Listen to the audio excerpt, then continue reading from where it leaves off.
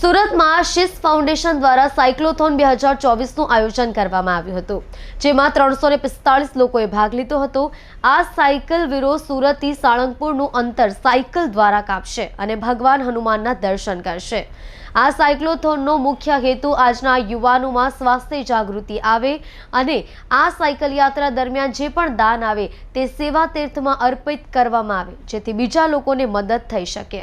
સુરતમાંથી શીશ foundation group દ્વારા સાયક્લોથોનનું આયોજન કરવામાં આવ્યું છે। શીશ ગ્રુપ દ્વારા આયોજિત સાયક્લોથોનમાં 345 લોકો જોડાયા હતા। આ સાયકલ યાત્રા સુરતથી સાળંગપુર સુધી જવાની છે।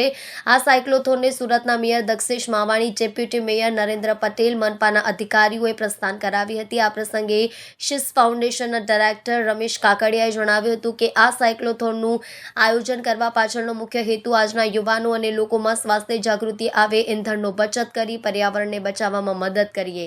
આ સાથે 10 કિલોમીટર સાયકલ પર અંતર કાપનાર વ્યક્તિએ ₹100નું દાન આપવાનું છે, જેથી આ એકત્ર થયેલું દાન માનવ સેવા તીર્થ સુરત અને લોક સેવા તીર્થ વડોદરામાં અર્પણ કરવામાં આવશે। આ યાત્રામાં વડોદરાથી પણ યુવાનો જોડાવાના છે। આ યાત્રા સુરતથી સાળંગપુર સુધી જવાની છે અને સાળંગપુરમાં ભગવાન હનુમાનના દર્શન કરશે।